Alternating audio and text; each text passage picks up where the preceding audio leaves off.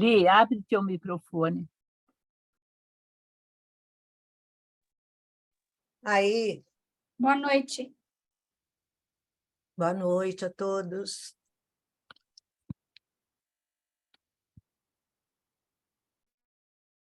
Vamos começar, então? Vocês estão me ouvindo? Sim, Sim? sim. Então, Sim. vamos ser abduzidos?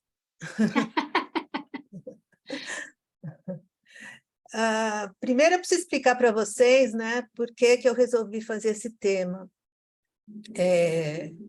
Com o advento daquela invasão, suposta invasão, né, nos céus americanos, aqueles objetos não identificáveis, eu pedi para um colaborador nosso do jornal, né? Para quem não sabe, eu trabalho no Jornal Espírita, para escrever alguma coisa sobre a visão espírita, né? De OVNIs, ETs, mas nada que fosse chegado ao misticismo ou coisa parecida, né? E esse rapaz, ele é físico, ele é pesquisador, ele trabalha no Ministério da Ciência e Tecnologia, em Brasília, numa autarquia, e ele fez um texto muito legal para a gente sobre esse assunto, ligado à filosofia espírita, e eu pensei em compartilhar com vocês, porque eu gostei bastante e acho que vale a pena a gente dar uma olhada. Depois, Miriam e Eliane, eu posso mandar o texto para vocês colocarem no site, tá? Para quem tiver interesse ler. Tá Bom, bom. ETs, OVNIs e vida em outros mundos, né? Como é que nós vamos pesquisar isso aqui? Por que que não está aí? Peraí. A busca pela vida em outros mundos, ela tem uma importância e interesse científico muito grande, né? Os cientistas têm explorado realmente a possibilidade de procurar, né, vida lá fora, fora da Terra, né? O tema, desculpa o erro, é objeto de especulação e debate, tanto na filosofia como na ciência ao longo dos séculos, e a ciência moderna ainda não encontrou evidências conclusivas de vida extraterrestre. E aí fica a pergunta, o que seriam essas evidências conclusivas, né, que nós vamos ver depois.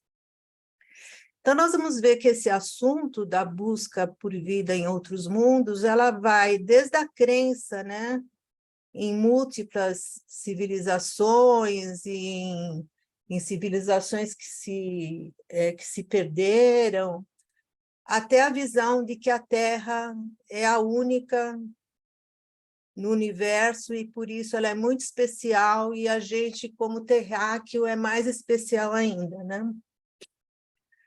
Então, essa foto aqui, depois, no final, eu vou passar para vocês o link da NASA, que a gente pode visitar cada planetinha desse daqui, tá? Cada estrelinha dessa, você clica, ele fala quando é que ele foi descoberto, o que é que tem, é muito interessante.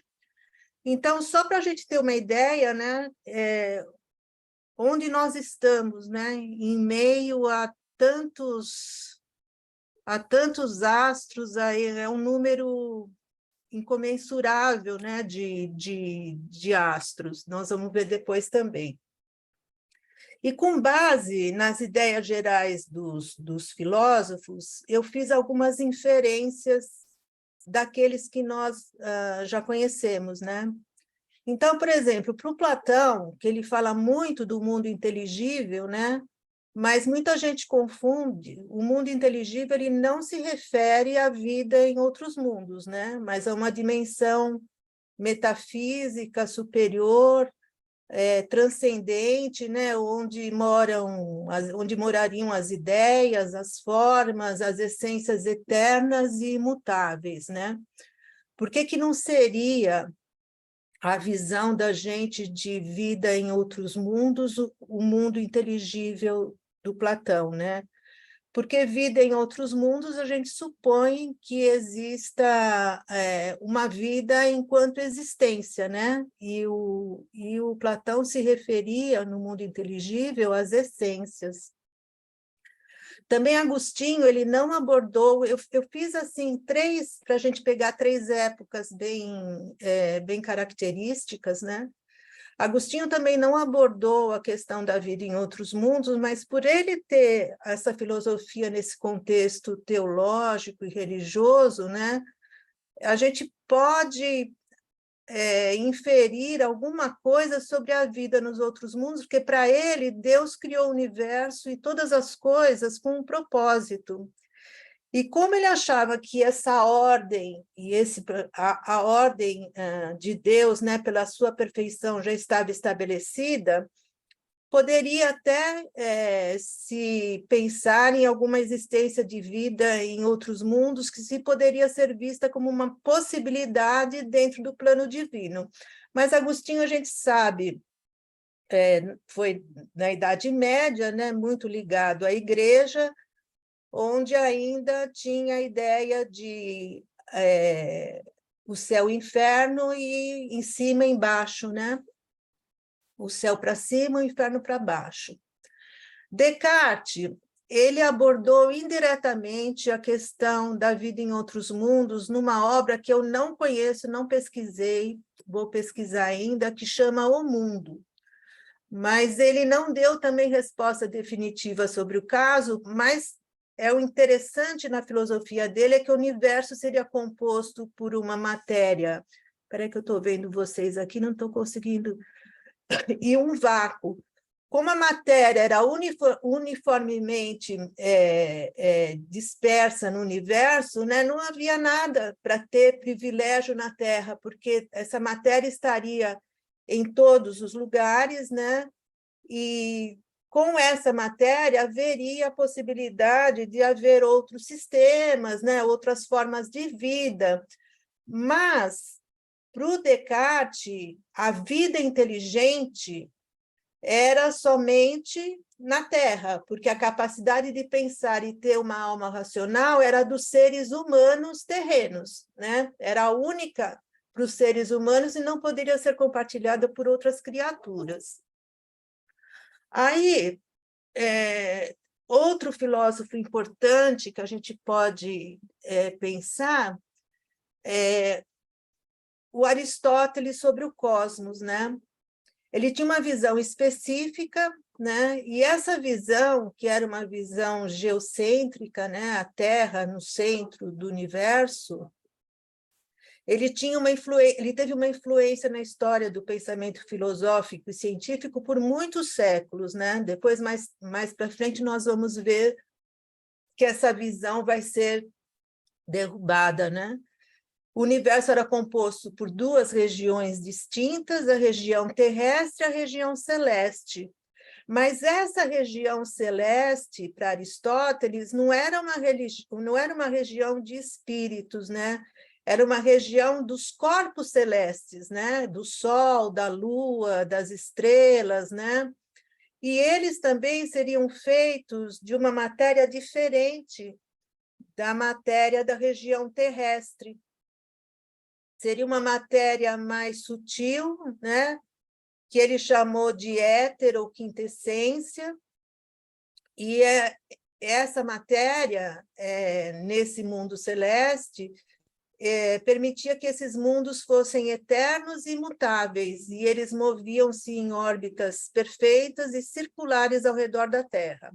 Ele acreditava também que tinha uma hierarquia no cosmos, né? Uma ordem, e que esses corpos celestes eram mais perfeitos e divinos do que os objetos terrestres. E aqui a gente percebe, né, por que eles seriam eternos.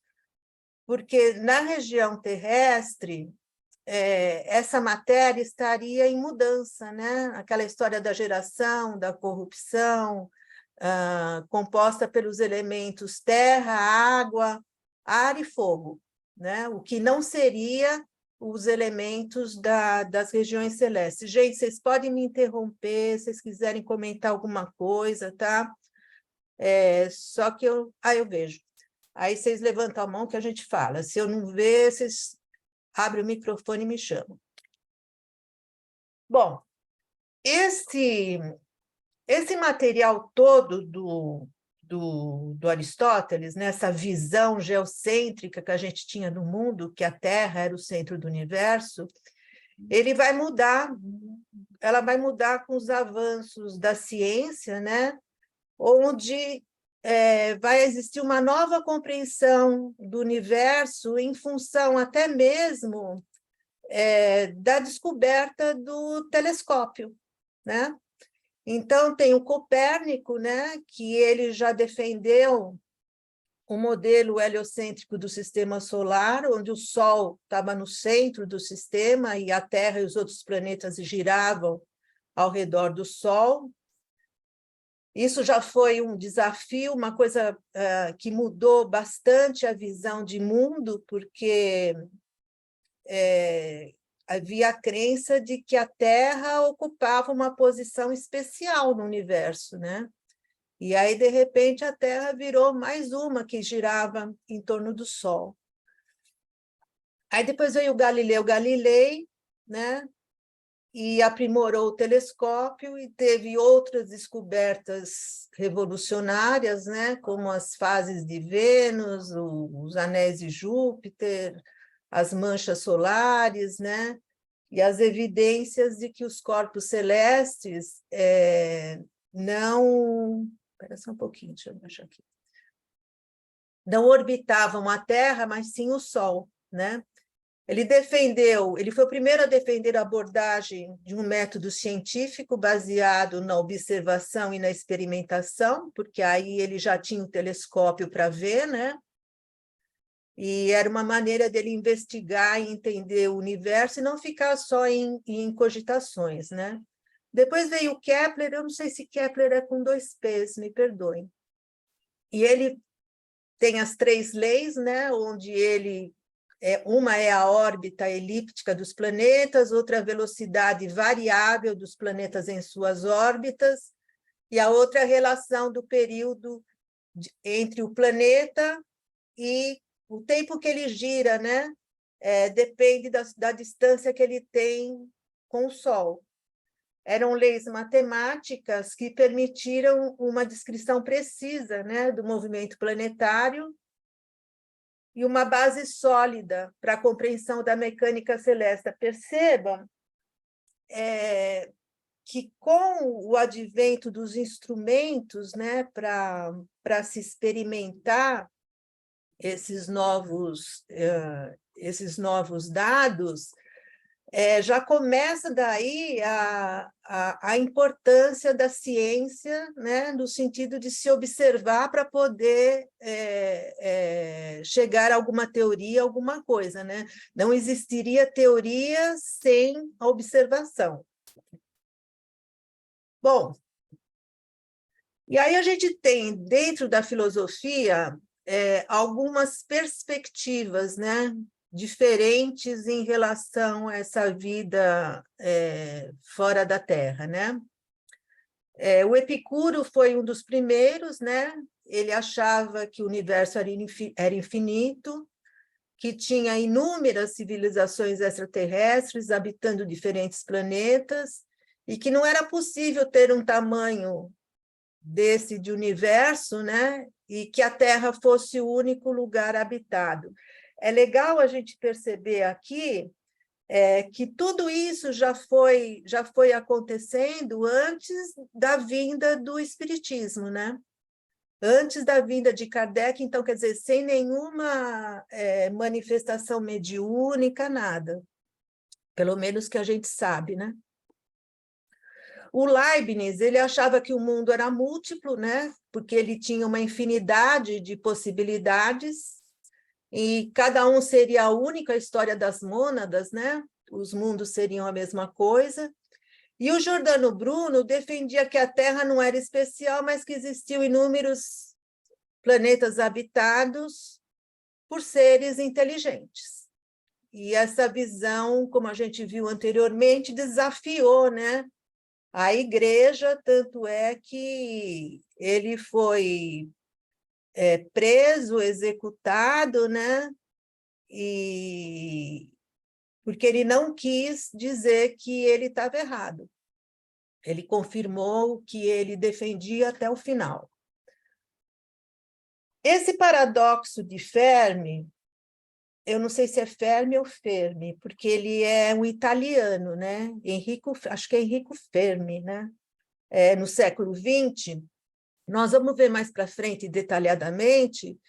Ele pergunta o seguinte: puxa vida, se é tão alta a probabilidade de ter vida nos outros mundos, e não só na Terra, né, já que o universo é tão grande, por que a gente não encontrou evidência de vida até agora? E esse paradoxo continua ativo até hoje. O paradoxo de Fermi é o seguinte: nós só vamos poder defender que há vida em outros mundos se houver evidências que comprovem isso, e essas evidências têm que ser conclusivas e tem como que elas podem ser. Não é uma evidência qualquer, é uma evidência, obviamente, científica baseada na matéria, né? O outro pedaço da perspectiva é a panspermia, né? A hipótese de que a vida na Terra poderia ter se originado a partir de micro-organismos ou material biológico transportados por meteoritos ou cometas de outros planetas. E a vida poderia, assim, ser uma ocorrência comum no universo, seria mais evidente do que a gente pode imaginar. Outro ponto importante é como que são explorados esses outros mundos, né? É uma pesquisa que exige uma variedade muito grande de abordagens, né? Então, ela pode ser pela busca por sinais de rádio, pela exploração de planetas e luas, onde tenha sinais de vida microbiana ou de ambientes propícios para a existência da vida. E, embora não haja confirmação de vida extraterrestre até o momento, houve descobertas recentes, muito importantes, que foram a presença de água líquida em Marte e a detecção de moléculas orgânicas em lugares como a Lua de Saturno, e tudo isso aumentou o otimismo dos cientistas em relação à possibilidade de vida em outros mundos. Uma coisa muito importante que aconteceu recentemente foi em 1992, ou 95, não lembro a data exata, o prêmio Nobel foi entregue a um astrofísico, né, que descobriu as zonas habitáveis em diversos planetas, que eles chamam de exoplanetas, que giram fora do nosso sistema solar, né? E onde a temperatura permitiria a existência de água líquida em sua superfície. E eles estariam localizados em estrelas muito menores que o Sol. Né? Então, a gente imagina, se já foram descobertos tantos astros em volta do nosso Sol, que a gente acha gigantesco, né? Imaginemos vários sóis várias estrelas menores, né, que tenham ao seu redor uma zona habitável, né, onde poderia existir vida, sim, né? E é isso que eles estão pesquisando avidamente, né, hoje em dia. E o que seria essa zona habitável, né? Primeiro, para a gente precisar entender que é o conceito mais moderno que tem de busca de vida em outros mundos, né? Então, eu anotei cada um aqui, eu vou ler para vocês. A zona habitável é uma região ao redor de uma estrela onde as condições são adequadas para a existência de água líquida. A faixa onde a temperatura permite que a água permaneça em estado líquido, porque a água em estado líquido é o fator-chave para a vida, né? Então, ela é determinada pela distância entre o planeta e a estrela, ao redor da qual ele giraria, né? Levando em consideração a luminosidade e o tipo da estrela. Gente, eu não entendo de física, mas eu sei que parece-me que essa luminosidade assim vai do vermelho ao azul, o vermelho quando está mais próximo, o azul quando está mais distante, né? Então, o que eles procuram? Os planetas localizados muito próximos da estrela seriam muito quentes, e a água evaporaria rapidamente. Os planetas localizados muito distantes teriam temperaturas extremamente baixas e a água congelaria. Ou seja, desses planetas buscados nessa zona habitável, olha só que coisa mais maluca. Quando eles são localizados muito próximos ou muito distantes das estrelas, eles já são descartados, porque o que sustenta a vida é a água em estado líquido, né? E aí, por outro lado, somente temperatura adequada para a existência de água líquida não significa que a vida existe, porque, além disso, você precisa ter uma composição atmosférica adequada, a presença de nutrientes, elementos químicos, né, para a manutenção dessa vida. E essa busca por planetas na zona habitável de suas estrelas é uma das principais estratégias da busca por vida fora do nosso sistema solar. Esses planetas são considerados candidatos promissores para a pesquisa de sinais de vida, seja por meio de telescópio terrestre ou missões espaciais. Lembrem-se que, quando eu falo a busca por vida, é a vida que conhecemos, né? É a vida no sentido material, com todos os elementos, as composições necessárias para a sua manutenção, etc. Não se fala em vida de outra forma. E quais seriam esses requisitos, resumindo, né? Água líquida, atmosfera estável, fonte de energia, estabilidade de órbita, né? E componentes químicos essenciais. Sobre a possibilidade de vida em outros mundos, a gente percebe alguns desses filósofos com frases bem interessantes, né? O Demócrito já dizia: há um número infinito de mundos, alguns iguais e outros diferentes deste nosso. O Epicuro já dizia: existem infinitos átomos e infinitos mundos. O Giordano Bruno: em cada estrela brilha um sol, em cada sol há um mundo habitado. O Kant disse, né, dado que o universo está cheio de mundos, pode haver outros habitados além do nosso. E esse físico recente, né, da NASA, ele diz o seguinte, que a busca por vida extraterrestre é a busca mais empolgante que a ciência contemporânea pode empreender.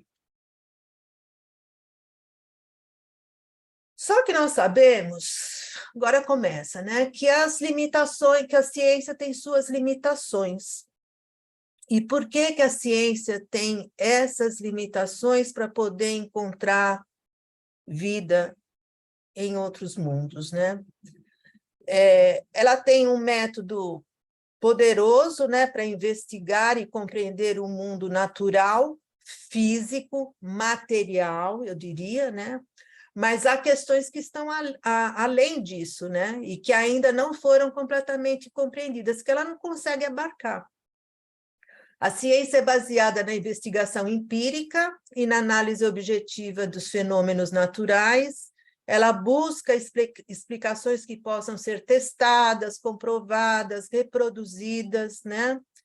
E para ser considerada científica, uma ideia ou conceito, ela tem que passar por várias investigações e verificações através desses métodos científicos. Eu até queria propor mais para frente, depois dessa reflexão que a gente vai fazer hoje, a gente fazer uma reflexão sobre a filosofia da ciência, sabe? Que é como a filosofia analisa a ciência. A gente tem o Silvio Schibeni, da Unicamp, que tem vários artigos sobre esse assunto, né? Porque a filosofia também investiga a ciência. A ciência se baseia em métodos e ferramentas que são adequados para estudar e compreender o mundo material, ou seja, em cima do que a ciência tem de limite, é em cima desses limites que ela vai pesquisar a vida em outros planetas. Se ela acha dentro dessas limitações, ok, existe vida. Se ela não acha dentro dessas limitações, não existe vida, né? Não tem nem como cogitar.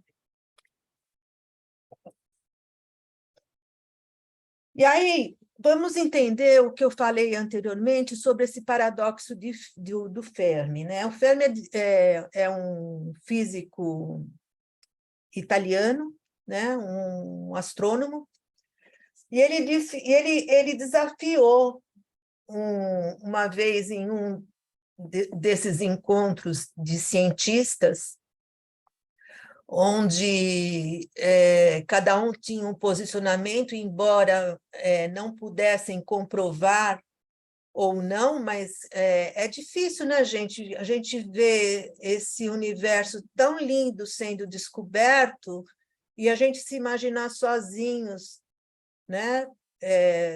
Na Terra, né? Com tudo isso como um painel de sonhos e de vislumbre para nós, né? Isso também passa pela cabeça dos cientistas, né? Só que eles não têm como confirmar isso daí, porque eles estão em busca da matéria.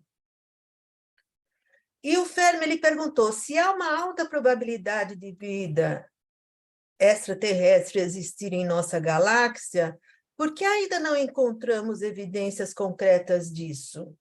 Onde estão os outros?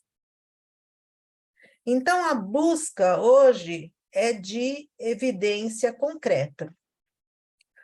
E essas evidências, elas foram desafiadas, né, por alguns outros pesquisadores que inferiram que poderiam existir limitações tecnológicas, onde as distâncias astronômicas e a escala do universo dificultariam a comunicação ou o encontro direto.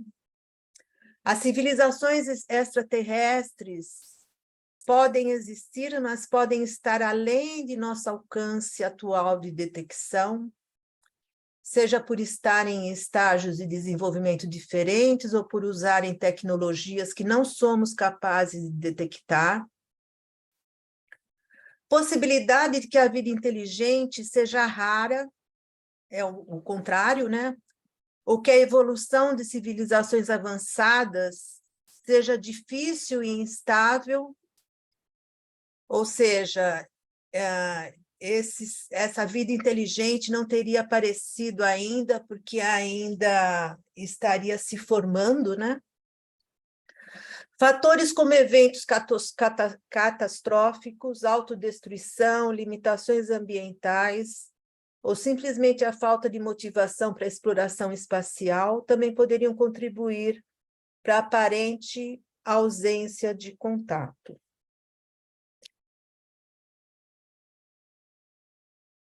E o que seria a evidência que eles tanto procuram, né? A evidência definitiva de vida extraterrestre seria a detecção direta de organismos vivos ou de seus produtos metabólicos em um corpo celeste além da Terra, que pudessem ser trazidos por meio das missões espaciais, por isso que tem tantas missões, né? Quem descobrir primeiro, vocês imaginam se é que vão descobrir, né? Nós vamos ver isso mais para frente. E haveria também as evidências indiretas, né?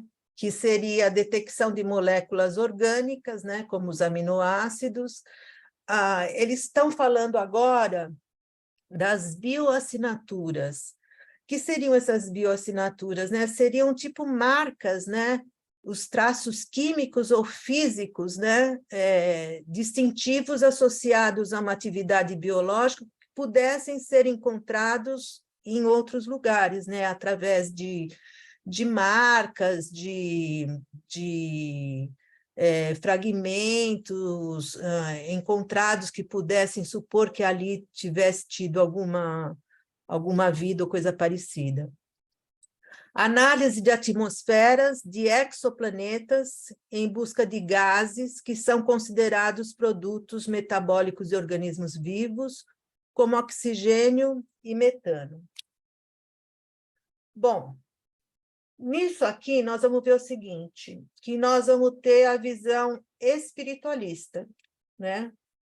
Tanto de cientistas, entre aspas, porque o cientista não fala que ele acredita em outras coisas, em algo além da matéria, mas a gente tem que pensar o seguinte, né?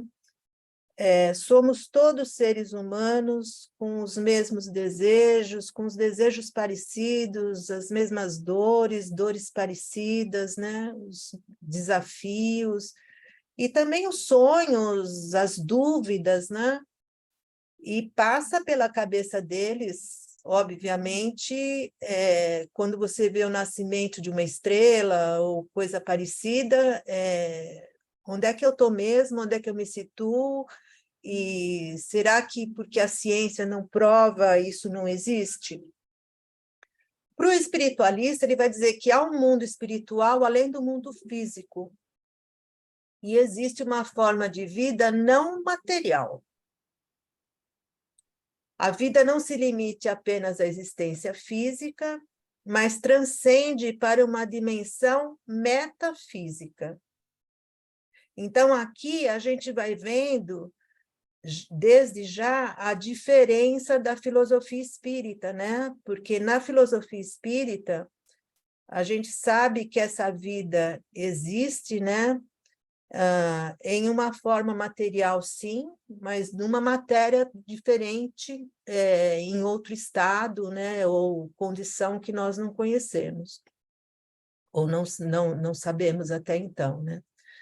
É possível que a vida possa existir com formas de matéria diferentes das que conhecemos na Terra. A vida, como a conhecemos, é baseada em carbono e água. E aí, a pergunta, né? Essa é a vida que conhecemos. Será que a gente pode descartar a possibilidade de formas de vida que dependam de outras moléculas e elementos químicos?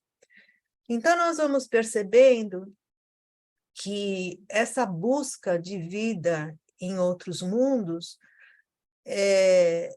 é uma abordagem multidisciplinar, né? Que envolve conceitos químicos, biológicos, físicos. Não é tão fácil de se fechar a questão.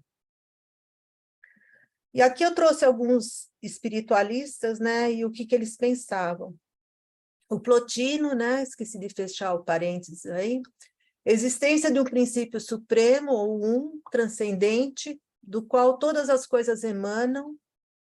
A realidade última seria de natureza espiritual. e a busca pela união com essa realidade levaria à verdade e à felicidade. O Swedenborg afirmava ter experiências de contato com o mundo espiritual e propôs uma visão holística da realidade. O mundo espiritual e o material estariam interconectados e a vida após a morte seria a continuação da jornada. O Emerson defendia o transcendentalismo. A alma humana é uma centelha divina e cada indivíduo pode acessar a verdade e a sabedoria por meio da intuição e da comunhão com a natureza. A Helena Blavatsky, que fundou a Sociedade Teosófica, ela tinha uma visão espiritualista que misturava uma série de coisas, ocultismo, misticismo, filosofias orientais, né? Mas ela também acreditava na existência da realidade espiritual oculta por trás da aparência física e da possibilidade de evolução espiritual humana. Vocês notem que tanto ela como o Emerson viveram na mesma época de Kardec. O Teilhard de Chardin, ele diz que a evolução não é apenas física, mas também espiritual. A consciência humana está se desenvolvendo em direção a um estado de consciência coletiva. Então, nós vemos aqui um grego, um suíço, sueco, não lembro, um americano, uma alemã, um francês, né? A gente percebe que essas ideias pululavam, né? Já há muito tempo. E a filosofia espírita, né? Como que ela vai ver tudo isso em cima da pluralidade dos mundos, né? O Kardec deixou um capítulo específico no Livro dos Espíritos, que é sobre a pluralidade dos mundos habitados, e eu coloquei propositalmente esta imagem, né? Mostrando como é paradoxal, né?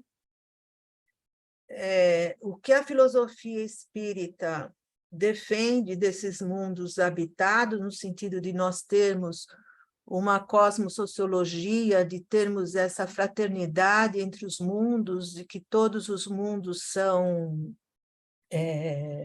se comunicam, né? E o homem tentando, através da ciência, né, encontrar alguma coisa que lhe satisfaça, né? Essa que é uma das maiores dúvidas, das maiores perguntas, né, da humanidade. E aqui eu gostaria de passar para vocês alguma coisa sobre a filosofia espírita, que vocês já sabem, e eu não quis ficar detalhando muito com as respostas, né, para a gente poder ter um tempo de poder responder. Espera só um pouquinho. Aqui. É que eu não estou enxergando a linha de cima.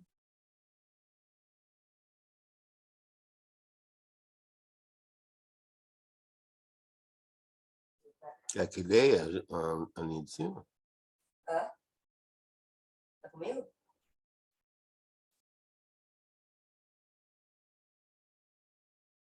Está sem som, Helena. Eliana, você está sem som. Opa, desculpa. Até onde vocês me ouviram? Desde o primeiro slide.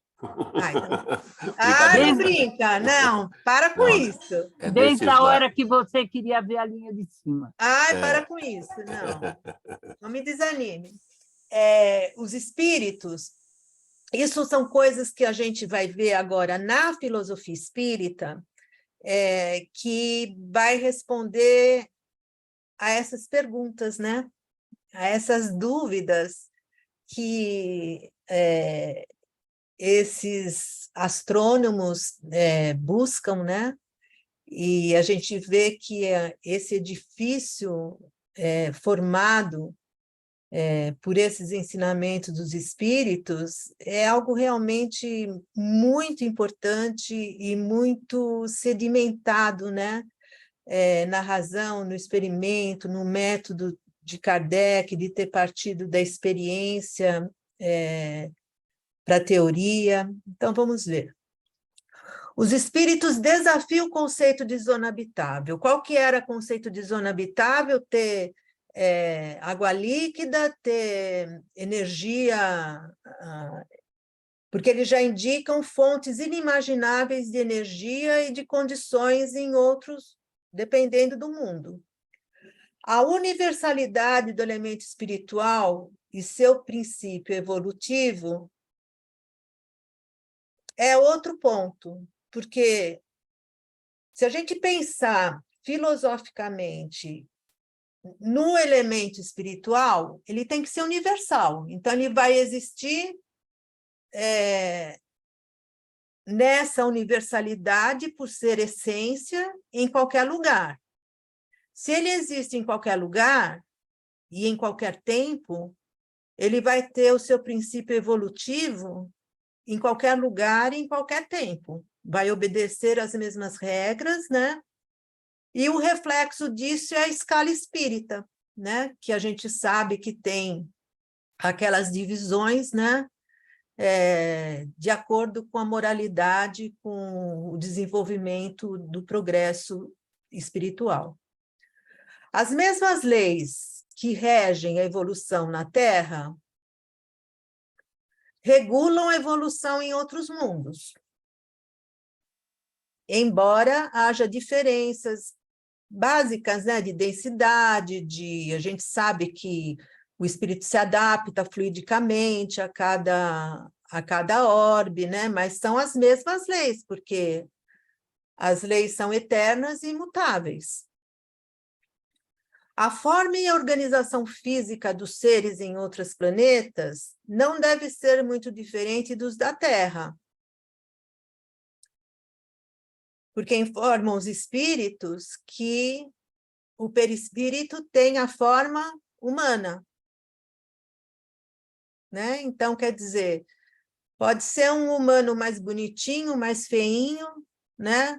Mais proporcional, menos proporcional, eles chamam de humanoide ou em forma de humano. Essas frases, gente, eu estou tirando da matéria, do texto que esse físico, que é espírita, escreveu para nós, e eu bati com o Livro dos Espíritos, e eu quero discutir com vocês depois, se vocês concordam. Idênticos degraus de ascensão espiritual devem ser percorridos por eles e nós.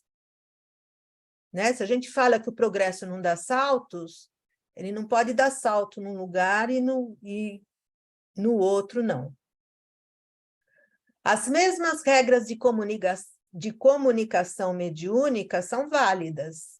Pode mudar a forma, né, dessa comunicação, mas a comunicação mediúnica vai existir sempre porque nós nos comunicamos pelo pensamento. Vocês estão concordando?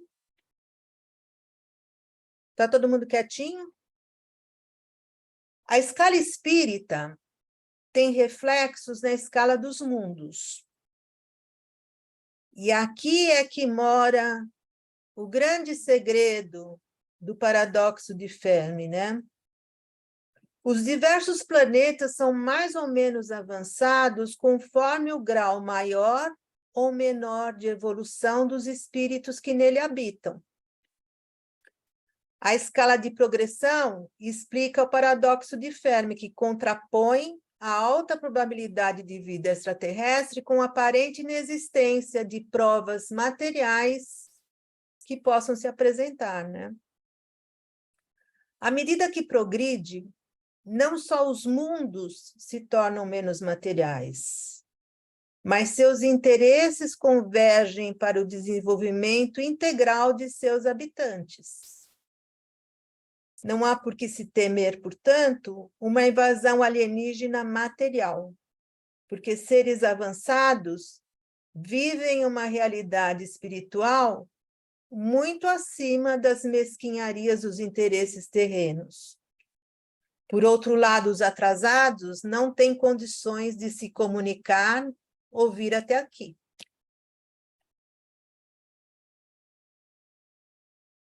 Travou aqui, peraí.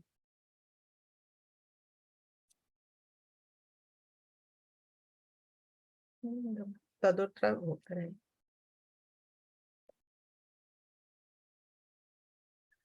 Além da falta de condições ou disparidade de interesses, os espíritos também relatam que são diferentes densidades fluídicas em cada mundo. O perispírito também não escapa à mudança de mundos, conforme está na questão 187 do Livro dos Espíritos. Essas diferenças de agregação se aplicam também ao elemento material.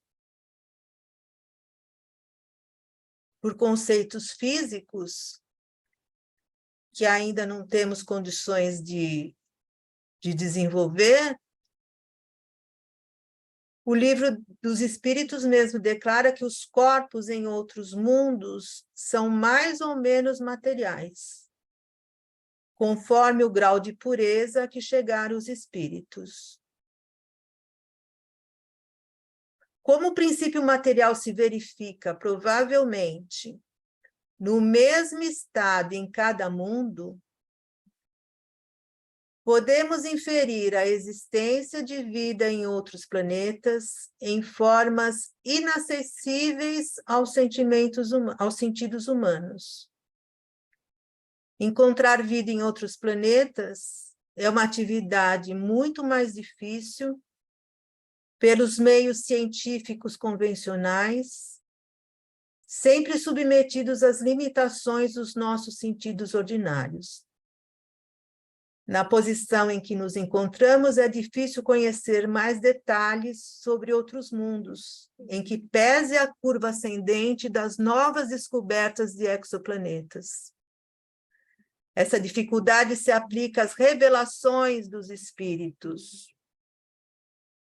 Conforme a questão 182 do Livro dos Espíritos, pois nem todos estamos em estado de compreendê-las, e semelhante revelação nos perturbaria.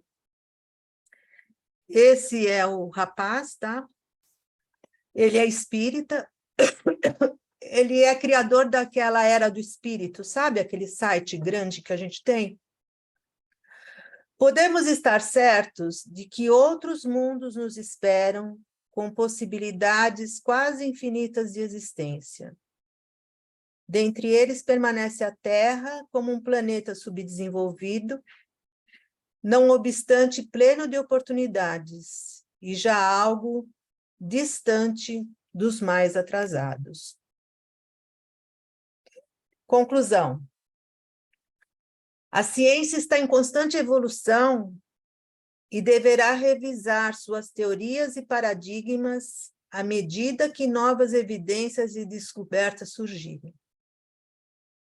A história da ciência está repleta de exemplos, de teorias que foram modificadas ou substituídas, à medida que novos dados foram obtidos e novas compreensões foram alcançadas. Para que uma ideia seja aceita pela comunidade científica, precisa ser respaldada por evidências convincentes. E aqui eu faço um parênteses. O que seriam essas evidências convincentes, né? A gente já viu que passa por uma série de testes rigorosos, verificações têm que ser aceitas, né? Para a ciência, para a comunidade científica aceitar a vida em outras formas de matéria, penso eu, né, que vai ter que ser realmente através do fenômeno, no sentido do fenômeno provar que existe uma inteligência que eles não conseguem aceitar. Recentemente teve oh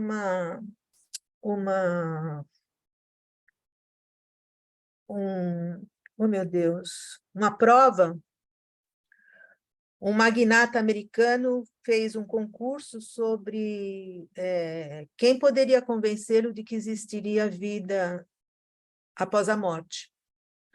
E participaram pessoas do mundo todo, e daqui do Brasil participaram o Alexandre Caroli, que foi aquele rapaz que defendeu o Parnaso do Além-Túmulo, né? Que comparou, ele é literato, e ele comparou as mensagens dos poetas vivos com os poetas mortos, e ele foi um dos classificados, né? Ou seja, através da psicografia, provou-se que havia uma identidade. A ciência quer provas, tá? Provas materiais.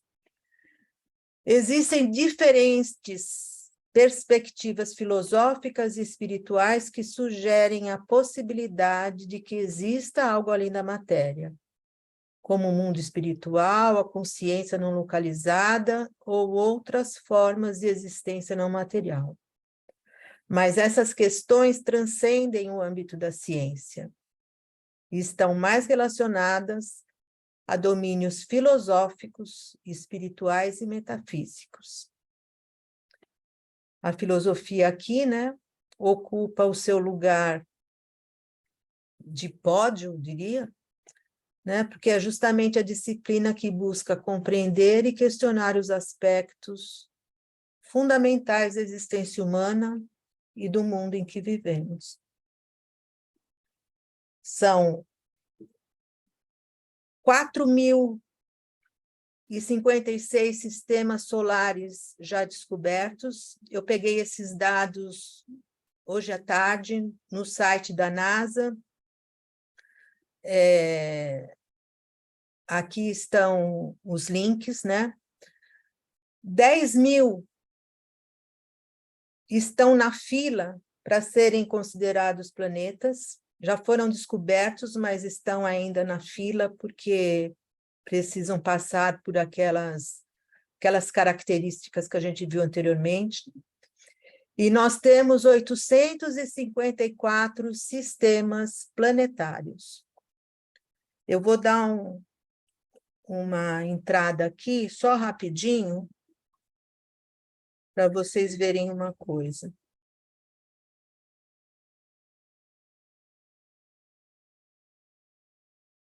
Vamos ver se ele vai entrar, que a minha internet está meio lenta.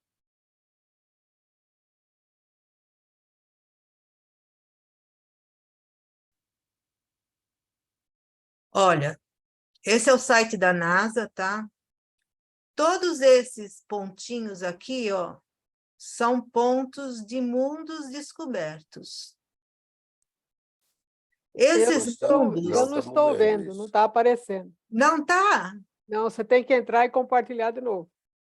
Ah, jura? Você tem que sair e compartilhar de novo. Ou Eu então tenho que fazer sair daqui? Peraí, então. ou então fazer copia e cola, que Então, demora mais tempo. peraí, deixa eu abrir aqui, deixar ele parado em uma nova guia. Espera só um pouquinho.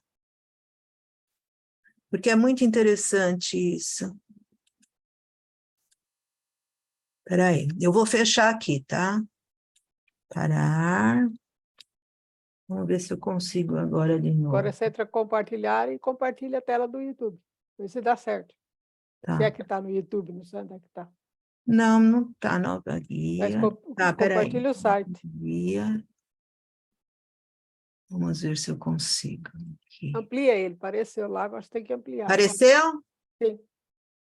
Hã? Apareceu. Age Então, of Discovery.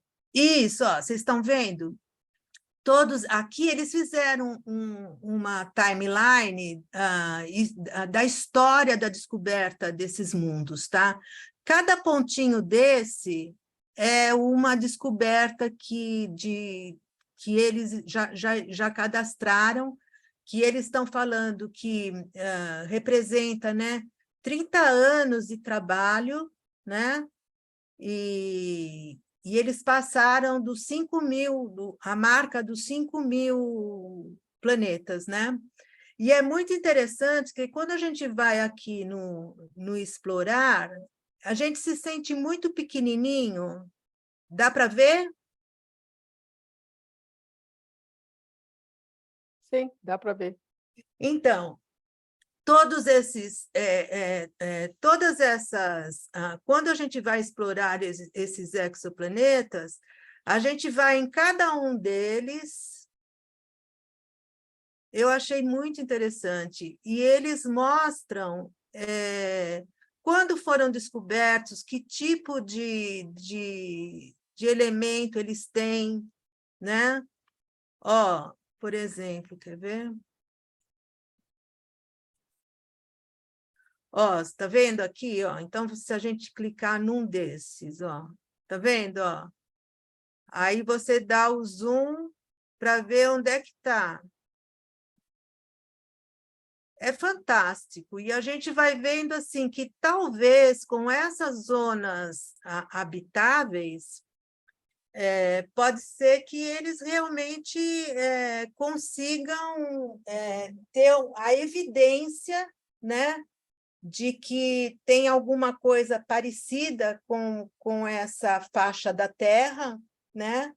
E aí vão ficar quebrando a cabeça, mas espera aí, mas lá não tem ninguém, não tem nenhum homenzinho, né?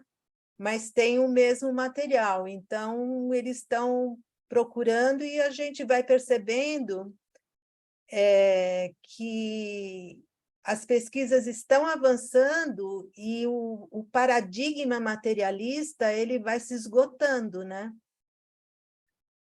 E quem sabe ainda mais para frente esse paradigma científico possa mudar e a gente possa falar em vida em outros planetas, não da forma como conhecemos, mas que a gente sabe que existe.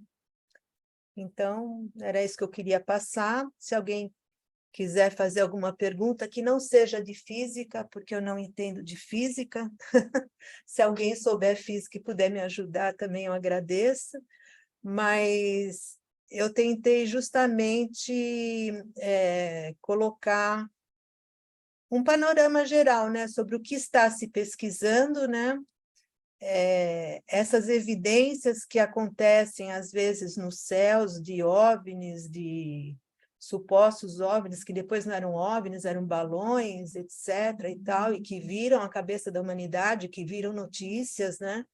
E a gente, como estudantes da filosofia espírita, a gente tem que estar sabendo o que está acontecendo e onde que estão as respostas que a gente tanto aguarda, né? Eu espero que eu tenha ajudado alguma coisa e se vocês quiserem perguntar alguma coisa, estou à disposição. A minha pergunta é como que nós vamos mudar esse paradigma? Né? Como que vai ser mudado esse paradigma? Eu não sei. Porque a ciência vai mudar? A ciência não vai mudar em relação a isso. Né? Eu coloquei aí no chat o nome do Silvio Shibeni. Ele tem um artigo lá sobre os paradoxos, né, Miriam? Você já leu, né? Que quando eles vão se esgotando, até uma hora que não conseguem mais se sustentar, né? E aí tem que buscar outras saídas. Vamos aguardar. Parece que o grande problema, Eliana, eu até fiquei com a mãozinha levantada, acho que você não viu. Eu estava sem o pessoal, falei para me chamar. Parece que o grande problema é que a nossa ciência não vai procurar uma matéria diferente, ela vai procurar uma matéria Sim. e uma matéria igual à nossa, e uma necessidade dessa matéria que é a que nós temos. Então, E mas nossa- pelo que eu entendi que ele explicou, Teresa, que esse físico explicou, essa coisa da zona habitável que eles estão falando é uma nova referência que eles têm para poder buscar, entendeu? Então, por exemplo, eles mapeiam como que é essa zona habitável, vamos supor, da Terra, vai. É isso, ela tem essa característica, esse aminoácido, sei lá, né? E aí eles vão mapear esses 5.400 exoplanetas que eles acharam, entendeu? E vão mapear essa zona habitável também. Vai que num desses, né, você encontre uma zona habitável semelhante ao da Terra. Entendeu? A zona habitável. Aí, se tem um homenzinho lá ou não, entendeu? Eles vão ficar procurando, porque eu fico Não, o pensando. grande problema é o seguinte: quando nós estávamos no primário, a gente aprendia que a matéria existem 3 tipos: sólido, líquido e gasoso. Isso Sim. morreu. Ou seja, existem muito mais estados da matéria do que sonha a nossa vã sim. filosofia. Sim. Qual é o estado da matéria de outro planeta? Eu não sei como é que. Matéria. Eu não tenho resposta para isso. Eu não sei como é que resolve isso. Se alguém Não, tiver. não, eu só estou colocando que os nossos cientistas vão procurar de acordo com a nossa realidade. Mas pode ser que exista uma realidade muito Porque diferente da nossa. eu sou da área de humanas, né, Tereza? Você sabe. Então, assim, passou do 2 mais 2 são 4, eu fico complicada com fórmulas, com tudo. Mas eles têm fórmulas matemáticas para poder constatar, sabe? É outro tipo de investigação, né? Então, eu acho que, pelo que eu entendi, as pesquisas estão avançando, né? Mas é como o Ademir falou, fica difícil você encontrar vida em outros mundos, como você disse, nessas condições que a ciência está procurando, com a matéria que ela conhece, com a vida que ela conhece. É isso. Né? É isso. Agora, por outro lado, gente, eu também fico pensando o seguinte: vocês já imaginaram se isso fosse realmente constatado? Né? Imagina as religiões, a ciência, a filosofia, seria uma transformação total para a humanidade, né? Agora, que há uma corrida em função disso, claro que há, né? A pergunta é: a humanidade está preparada para isso? Exatamente. Então, Por isso que não aconteceu ainda. foi o que ele disse, né? Só por isso que não aconteceu, porque para acontecer, para uma civilização muito mais adiantada com a nossa, é o piscar de olhos. Exato. Mas É que uma nós coisa não estamos importante, preparadas. Nós não uma estamos coisa preparados importante para que isso. você disse que é o seguinte, que se eles vierem, os que pensam em vir para destruir a Terra, eles não têm a capacidade necessária. E os que vierem serão muito mais adiantados. Agora, os muito mais adiantados vão ter coragem de vir para a Terra? Nós ainda não temos condição. Todos os filmes que nós temos visto, Se houver uma civilização mais adiantada, e há, com certeza deve haver, porque não é possível que não haja. Primeiro que eles já sabem como é que nós somos.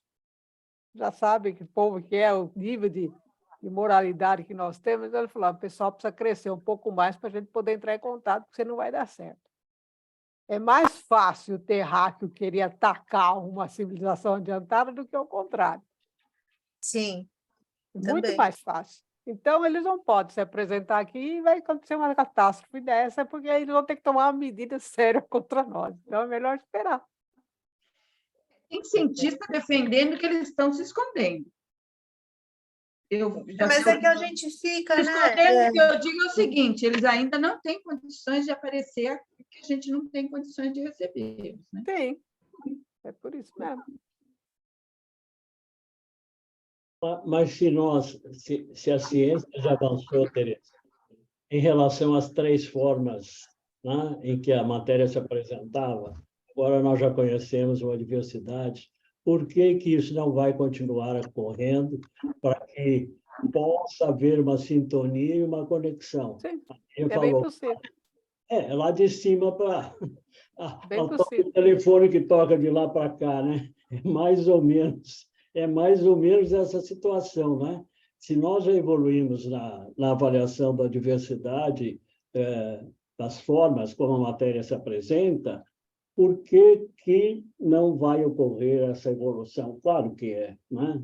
Vai demorar, não vai ser por enquanto, né? Mas nós estamos nesse processo e acredito que se eles estão mais evoluídos, eles também vão procurar trazer, de alguma forma, um conhecimento, um despertar, né? Porque se a gente for fazer a comparação, inclusive, com a própria doutrina, né? O despertamento vem lá dos espíritos mais elevados, se for fazer analogia, para que a gente possa despertar e evolua moralmente. Então, Sim. será que isso não vai acontecer também no contexto, né, do cosmos? Né? Senão, Acontecer vai, Paulo, só tem que esperar o momento.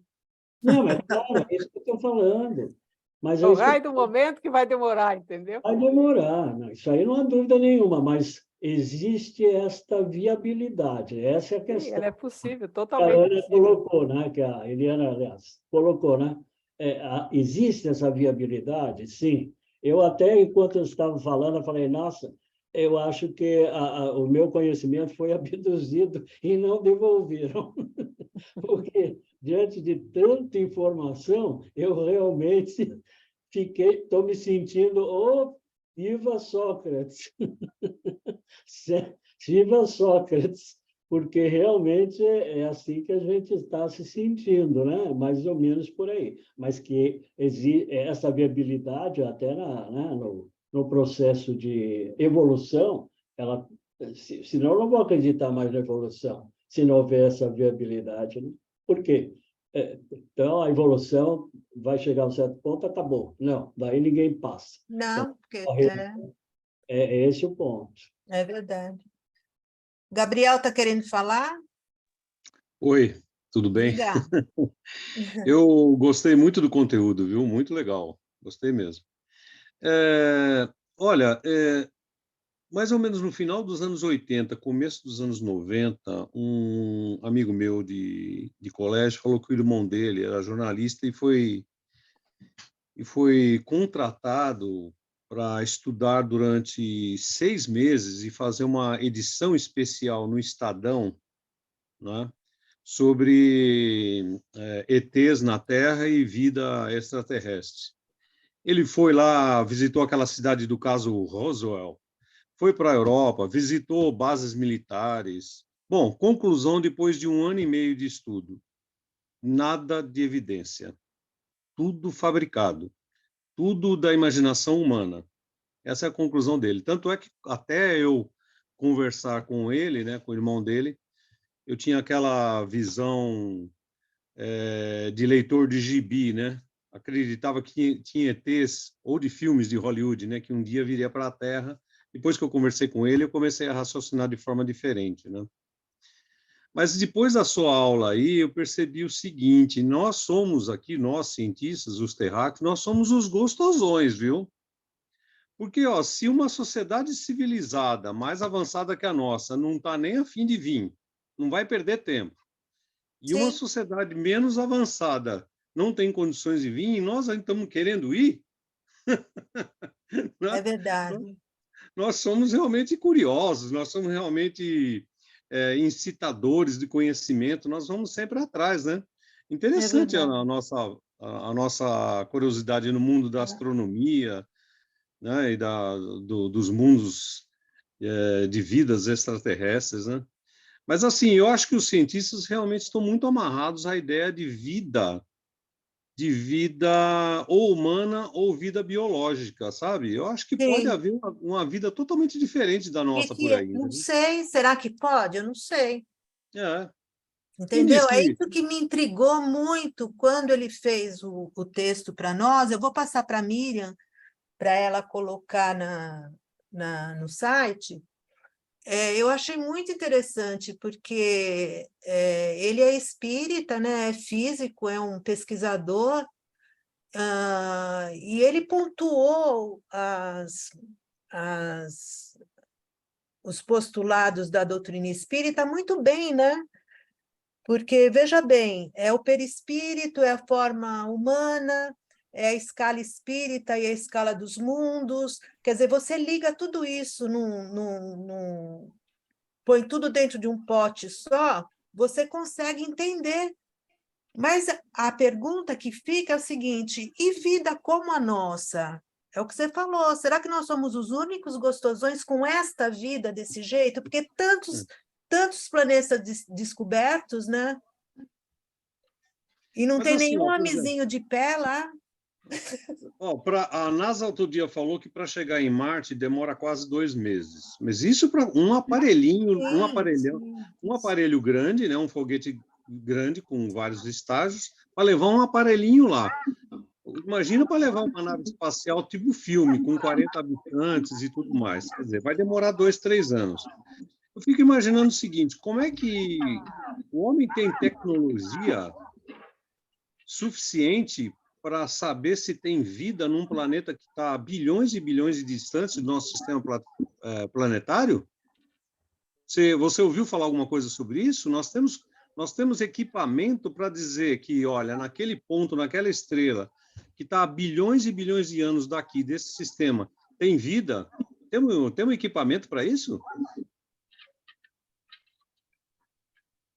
Coisas que eles falam, talvez não encontremos, porque não tem equipamento, não tem...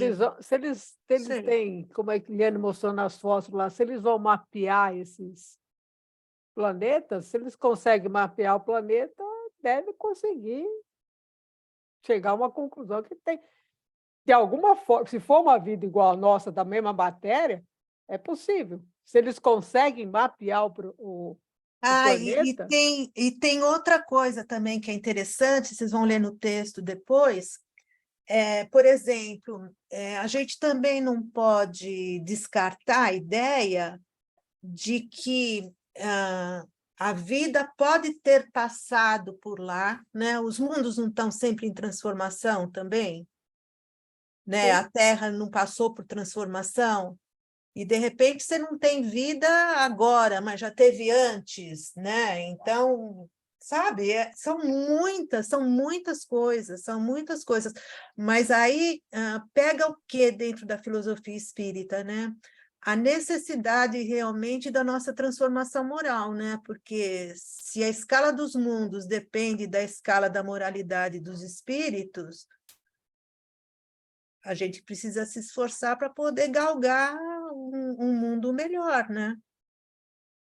Menos pesado, menos material, sabe? É muito interessante quando a gente para pensar e sai um pouco só do sensacionalismo, né, da notícia. Fala, Ali. Eu acho que os extraterrestres estão sempre entre nós, tá? E não místico, não. Eu estou falando do Herculano Pires. Nós somos seres cosmossociológicos. Sim. Então, eu acho que aí é que nós somos ainda tão pouco evoluídos que a gente não consegue enxergar esses espíritos superiores. Mas eles estão entre nós, é que a gente não consegue ver, né? Eu acho que é por aí. Eu estou indo completamente contra a maré, né? Eu penso dessa forma. Eu acho que eles estão entre nós, sim, né? Todo instante, todo momento, né? E que tanto faz a gente ir para um outro planeta ou para ficar nesse planeta, vai depender da escala evolutiva. É o que eu penso, Li. Eu achei ótimo, eu acho boa a discussão mesmo, mas eu não acredito muito nisso, não. Né? Não é que eu sou não tenho essa visão, não. Até eu acho que tem, porque aí depois fica aí as ideias bem loucas aí, né? Das migrações coletivas. Então, eu acho que a gente tem que pensar nisso. Sim, Né? sim. Né? Tem, sim, eu acho que essas migrações são constantes, em cada instante, em cada minuto, né? E esses planetas, com certeza, são habitados, mas com seres que nós ainda, né, na nossa evolução, a gente não consegue enxergar. Eu penso dessa forma ali. Né? Eu acho que tem, claro, né? Mas... Claro, claro. O problema é como a Eliana pôs, né? A ciência está procurando vida como nossa, igual a nossa. Vida igual a nossa vai ser meio complicado. Eles não Não, mas conseguem... é Deve desafiador. ter em algum lugar desse universo enorme, mas talvez não tão próximo. Né? Não, quando você vê aquele mapa por... da NASA enorme, sabe? Você fala, meu Deus, sabe? Quanta grana, quanto investimento, né? É uma coisa desafiadora, realmente. Pois é. Tem Olha, eu coloquei aí no chat o artigo dele sobre a resposta ao paradoxo do tal italiano lá, né? Que cadê os outros, né? Depois, se vocês puderem ler, é bem interessante também. Aqui na Terra, Em relação ao que a Eliana falou, não Eliana. Se realmente, se nós conseguirmos, né, distanciar um pouco dessa densidade material, e nós percebemos muito em relação a essa sensibilidade da materialidade, né, do fenômeno material. Se nós conseguirmos nos distanciar um pouco, talvez dê para, né, avançar um pouquinho mais. Inclusive dentro da questão da própria mediunidade, né, quando a gente faz o deslocamento lá, quando a gente faz, né, esse distanciamento da matéria e vai em busca de uma, né, espiritualidade diferenciada, né? O tal do desdobramento até pode ser, né, avalizado, né? Não sei, é só palpite, né? Como ela deu palpite, eu também estou dando meu palpite. Certo? É um palpite que fundamenta um pouquinho o que ela colocou, né? Deve ter alguma lógica, né? Senão nós mesmos não estaríamos aqui, né? Nessa discussão, né? Exatamente. Esse avanço contínuo, né? É difícil, completamente. Mas, enfim, né? Vamos ver se a gente consegue suplantar aí a colocação do Sócrates, né? Só sei que nada sei. Vamos ver se a gente consegue se encontrar um pouquinho mais.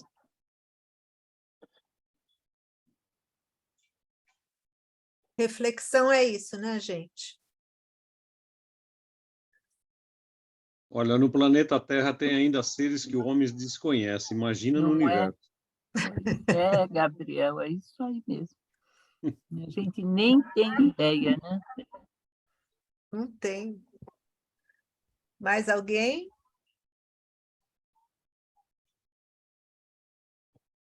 Cadê o Davi, que está quietinho hoje? Quietinho, sim. Eu sou da opinião da Li, que eles já estão entre a gente. Entendeu? O próprio Covid é um extraterrestre, né? Não humano. Entendeu? Vários outros germes e animais. Né? Agora, a gente é feito de carbono. né? Então, como carbono, nós temos todo o planeta Terra tem a sua formação, né? As árvores, as pedras, os animais, né? Agora, você pode ir para um outro sistema solar que não seja a base de carbono, pode ser a base de magnésio, pode ser a base de outro elemento qualquer, entendeu? E Ok. é lógico que a curiosidade leva a gente a pesquisar. Então, os cientistas, eles agem com hipóteses, com os equipamentos que eles tinham, né?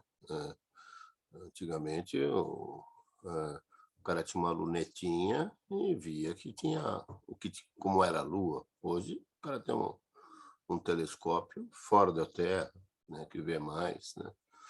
E tudo é hipótese. A ciência é erros e acertos, né? E vai dando passos, vai conhecendo, né? Agora, para que queremos conhecer se a gente não conhece a nós mesmos? Conhece a ti mesmo. Não conhecemos a nós mesmos. Lógico que é interessante, né? Lógico que é legal. Mas foi muito bem. Parabéns, Eliana. Imagina.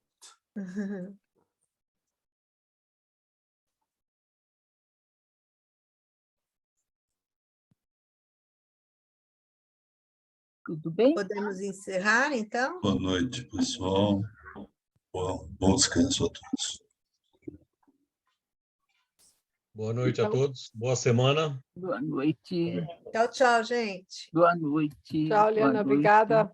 Obrigada. Imagina. Tchau, tchau. Obrigado. Obrigada, Liana. Boa Eu noite. já cheguei tarde, né? Mas foi muito bom, viu? Eu sou de Obrigada a Salvador, você. Bahia. Que legal. Que legal. Eu só queria lembrar, nós temos indígenas no Amazonas, né, aldeias, que ainda, né, são mais de 100 aldeias que ainda não temos o contato, né? Um homem, né? E imagina, esses irmãos, né, tão evoluídos, eles nos veem, alguns, os mais evoluídos, da mesma forma. Sim. Será que estamos preparados, né? É uma analogia perfeita para isso, né? Exato. Divaldo tinha conversado com o nosso grupo, que eu participo da Mansão do Caminho, e Tio Di tinha conversado sobre isso com a gente, né? A gente precisa primeiro se autoconhecer, trabalharmos, né, em nós mesmos, estudarmos muito, como alertava Emmanuel, né? Disciplina, disciplina, disciplina, né? Olha você olha como nós estamos ainda, né? Brigamos por tão pouco. Por tão pouco, conhecemos, né? Tão pouco, defendemos, não é verdade? É verdade. Precisamos estudar muito. Maravilhosa a sua explanação, Eliana. E o grupo também maravilhoso, viu? Você faz parte do nosso grupo lá do NEF? Sim, entrei essa semana. Tem o seu telefone lá? Tem. Quem comentou de vocês foi um palestrante nosso aqui da Bahia, que é o vice-presidente da Federação do Estado, né, da Federação Espírita, Dr. André Peixinho. Peixinho.